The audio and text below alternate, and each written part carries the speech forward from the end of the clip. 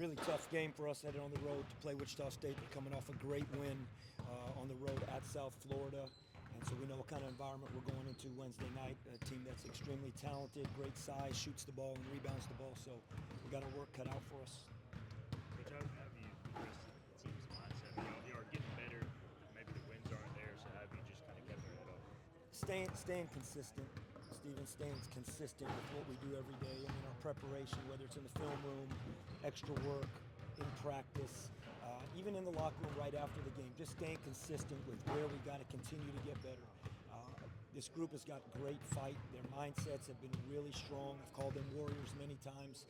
It's frustrating that it hasn't equated to a couple wins that we've had opportunities for, but just the consistency of growth and continuing to get better. And then as a coaching staff, we're going to keep peeling every layer of this onion to find something that might click and might be something that can flip or make something happen. You know, we did a few things last game that worked, and so we're going to continue down that path as well, but just continuing to fight and be consistent to get better. Dimitri Gardner's fit in well his few games here. Just how would you assess his play? And you know, like I said in the beginning, when we knew his legs weren't under him and just his mindset in terms of his extra work, his film work, coming in extra with the coaches, I think it's all paying off. I think physically he's starting to get there. He's still not there yet. I wish I could have had him about 6-7 more minutes the other night, and there's a couple plays that if he was right here, he would say, man, I know what that transition play, he knows he wish he could have finished that play, and that ended up being a big difference in the game, our inability to convert on 18 turnovers that we forced. But that being said, just his work ethic to figure out what we're doing and get physically and mentally up to speed, and then the other guys embracing him.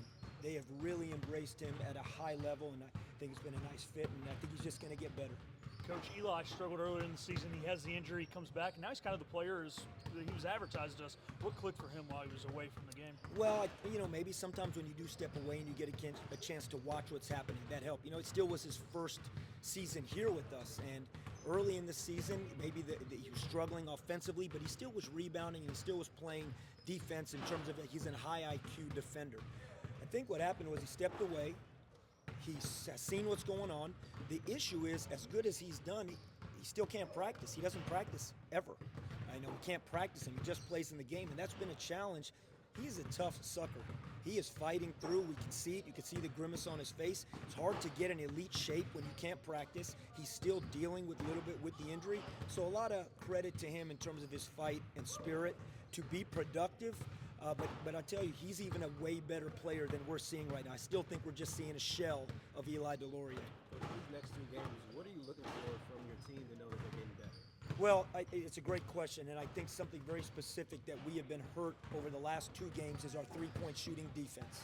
So that is something very specific that we have to say we have to be better here. There's been moments that we've been really good. We held Charlotte to 2 threes in the second half. That's a very good shooting team. I got a ton of respect for Charlotte and their players and their coaching staff, and they're a good shooting team. They made 8 in the first half, 2 in the second half. They had 23 points in the second half, 4 for 4 at the free throw line that we had to foul when we were trying to play possession basketball late in the game. So they end up with 27 points in the second half, 23 of them, and we hold them to 2 threes.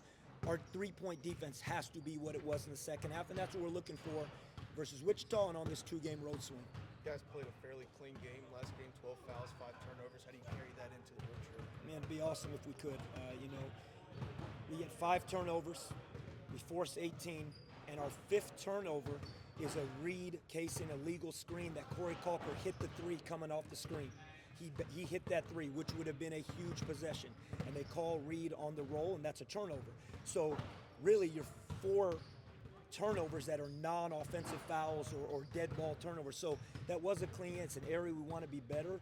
Versus South Florida, we had 11 turnovers. You have 5 versus Charlotte, which, as you said, is a good sign of we just got to continue that. And a lot of times it's guard play, and if our guards can continue to take care of the ball, and we can hopefully keep that margin where we force turnovers, hopefully those transition baskets can go better than they did on this road swing than they did versus Charlotte on Sunday. Speaking of guard play, Jordan Riley brought the ball up the court a lot, and Cocker still found a way to have 6 assists. Riley had 4. Did you like what you saw with Jordan kind of running the point? Yeah, it wasn't done on accident.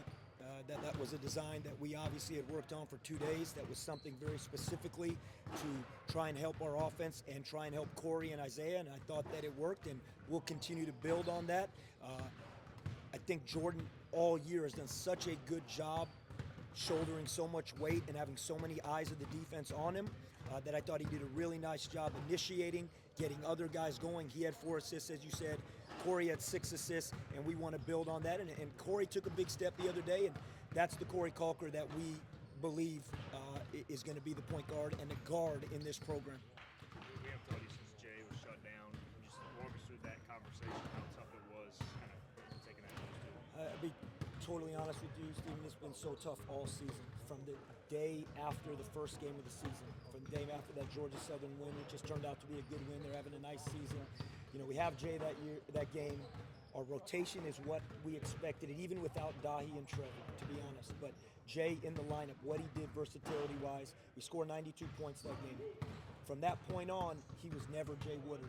He hurt his Achilles, knee, and ankle on that late game drive. He wasn't able to practice. He tried in 3 other games to give it a go without practicing really. Maybe 1 or 2 days he got on the court and practice leading up to the App State game. He had a chance to practice. And so the reality is this. He was never able to explode, jump, move the way he tried everything. And he was willing to do it. He was willing to play his senior year at 50, 60% just to help this team. But it got to the point after Christmas break, he's played 60 minutes the whole course of the season over 4 games. And it got to the point where medical, Nate, it was the best thing for him because he just couldn't move like he needs to not only be healthy, but help this team. So hopefully he'll get a medical redshirt. He'll have a 5th-year senior. He and Jay Trevi will both be captains that will be able to return and be a core of this team next year. But it was very difficult, emotionally difficult on him, tough on the team. He's a leader on the team. But it was the right thing to do with everything that had gone on. Looking at the film of Wichita State, what do they excel at? Really good 3-point shooting team, high-power guards that can really score in Gray and in Giles.